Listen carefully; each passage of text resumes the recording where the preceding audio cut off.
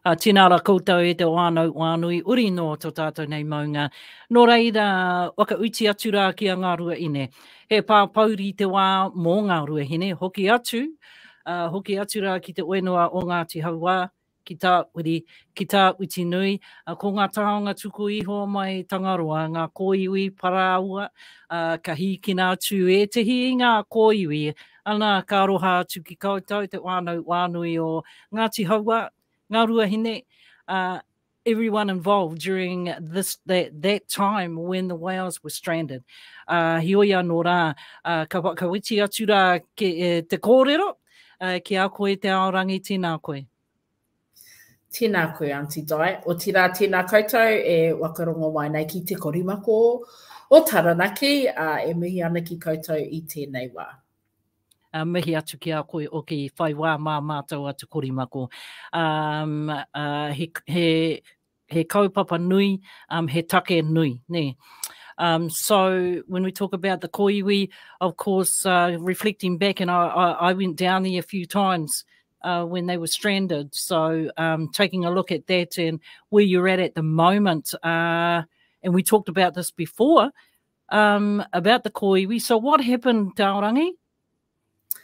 Yeah, so I received a call yesterday morning from our kaumātua, Uncle Sid Ngātai, just letting us know that he had noticed that the door to the shed that they are stored in was slightly ajar.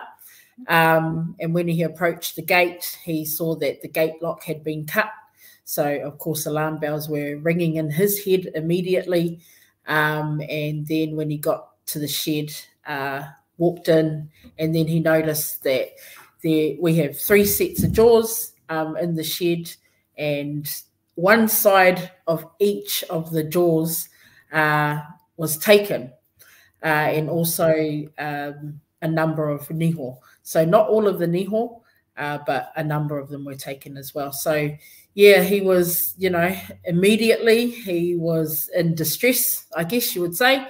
And he got in touch with everybody to get out there as quickly as possible. So my cousins and I, we got out there by Uncle, sort of scoped out the situation. So it was obvious that the door had been lifted off the pins, which, takes a bit of brute strength. So that was a bit of a shock to us. But also, I guess what's probably more alarming to us was that there wasn't a lot of disturbance in the shed. There's other things that are stored in there as well. It's the koiwi, the niho, are stored in a concentrated area of the shed. And actually a lot of that hadn't been disturbed at all. And, for those who worked on the hauhake process, 5 years ago now, we all know how much effort it took to carry those bones, the jaw bones, back up over hills and back up onto the shore. So everyone would appreciate how heavy it is to actually move a jawbone on your own. Almost impossible.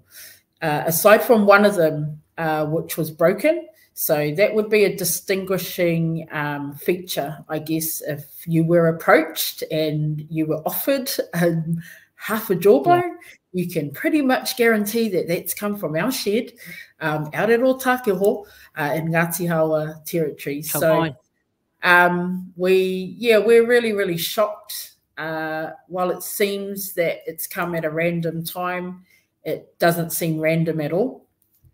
For us, it seems like it's been pretty, you'd have to have a bit of a plan together, we believe, to do that, because you'd probably need a trailer.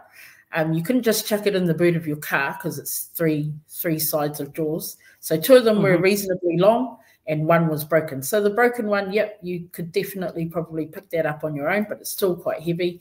The other 2, we do believe you'd need 2 people to lift it.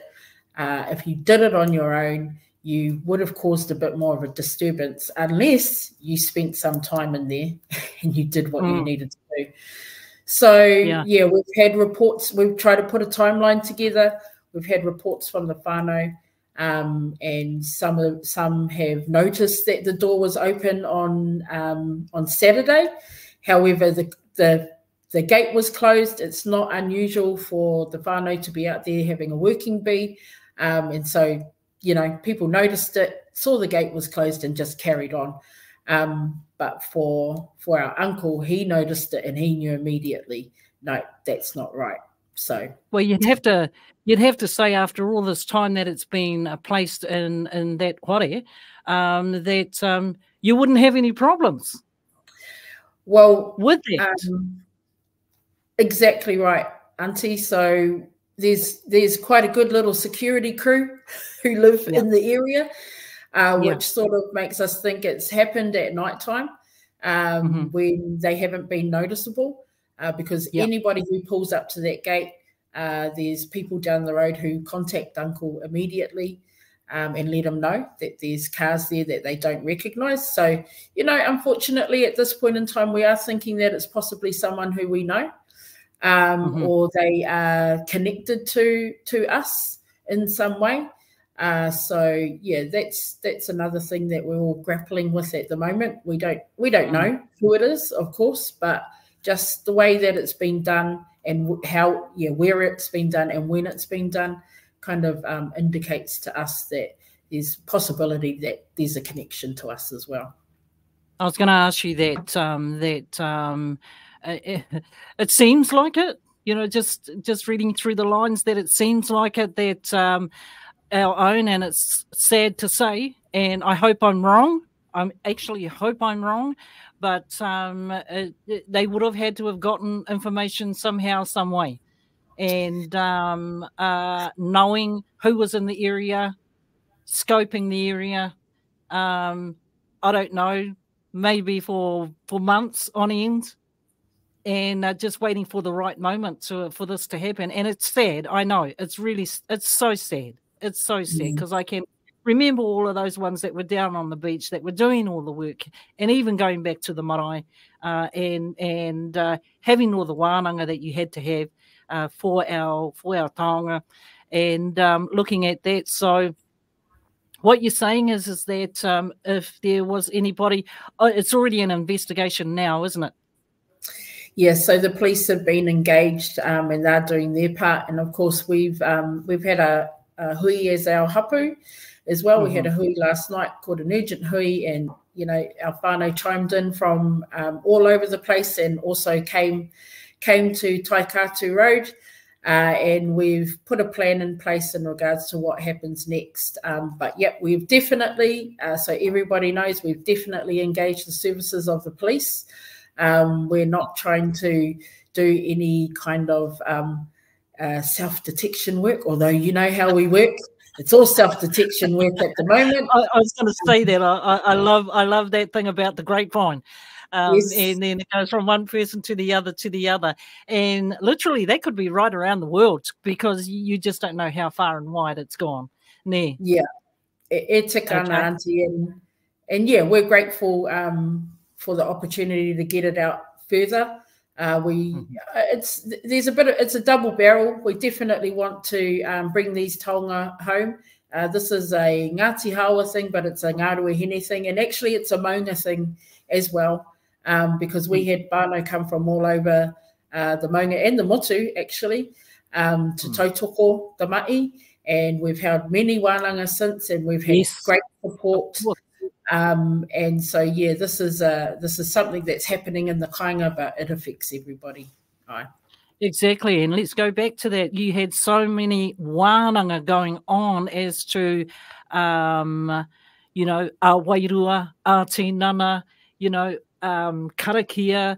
There's so much of that within those koiwi.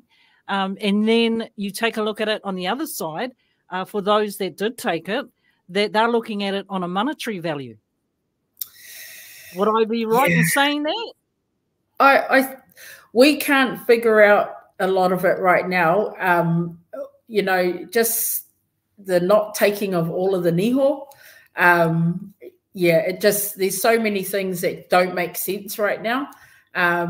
we assume that it's because someone's trying to sell it, which is that's a real reach for whoever's taken it, because we've deliberately put this out so that everybody knows. We would hope that whoever's being approached, that they will do the right thing, and they will let us know. So it's not going to be as easy to get rid of it, maybe, or maybe they have already made a transaction and now it's going out, and maybe the people who have received it are thinking, oh, hold up, what's going on here? Or possibly it's sitting in someone's shed. They're sitting in someone's shed right now. And that's, I guess the kōrero from Hawa is that koe nei te wā. Mena kei a koe, e nei taonga, ko tēnei te wā kia whakahoki mai ngā taonga ki Wainganui a tātou, ka kōrero tahi ai tātou, ki tēnei tangata, ki ēnei tangata rānei. The whānau, we're really keen for people to act now. If this is you, you found yourself in a position where you felt the need to take these, to tāhai, these taonga, then now is the time to let us know. If your whānau knows, now's the time. If we go on for too long, the aroha wanes a little bit. Nā reira, ko tēnei te wā pai. Hoki mai ki te kāinga. Kōrero atu ki Uncle Sid, ki Carl rānei, mēnei hehia, wai mai ki au. There's 3 points of contact: Uncle Sid, Carl Adamson, and myself. Any three of us, you can let us know, and we can have a talk about it. But mo tēnei wā, e noho pauri ana mātou ki te kāinga nei, mo tēnei āhuatanga, te mahi kaia ki rungi i a tātou. Kia ora rā, tēnā koe te Aorangi, and good sentiments to finish off on. I think you've said it all. Waiho te wā ki a koe, ia. Hioi anō rā, mihi atu ki a koe, kia whai wā mā mātou atu korimako o Taranaki. Pai tonu te kite atu i a koe. Roa nei te wā, ka tūtaki pēnei nā. So it's been a while, but sad though that it had to be this, unfortunately. But nice to see you, and ka tuku aroha mātou atu korimako o Taranaki ki koutou, a Ngāti Hauwā, a Taua Uti Nui, a Ngārua Inerangi, koutou katoa, and for our maunga as well. You know, this is an experience that may happen in other areas that you guys are now taking the lead on. You're now taking the lead on. So unfortunately it is, but this has happened. And mihi atu o aroha atu kia he ngā kau aroha ka tuku ki koutou. And just reflecting back on those days, of course, we had our one down in Ngāti Ruanui as well, and we all were going through that same phase of what was happening with ngā tini o Tangaroa. And to hear that was really sad. So, mihi atu ki a koe te Aorangi. Let's hope we can catch up again. Yes. We need to prioritise it, Auntie. We need to prioritise. I'll tell you what, I saw your post out on Te Korowai about the fast tracking of consents. That's a damn worry. That's a worry. Yeah, so wow. I guess, the messaging is always the same for us, and you've seen Ngāti Ruanui's also put out a statement. Yes. Nobody is against development anywhere in Taranaki. We support development. We've got our own projects going at the moment as well. Yes. However, the constant threat to Māori voice within these systems and processes is the concern. And the way that the policy reads right now, it's definitely signalling that there is an attempt to cut that voice and that engagement and consultation part of the process out. So, all through our times, we've seen our tupuna, our pāke, our own parents and whatnot, have to stand up and fight against these things and just bring light to possible problems that we might face. But, you know, ka whai tonu I tētahi hua. Ana, tika tau, ka whawhai tonu.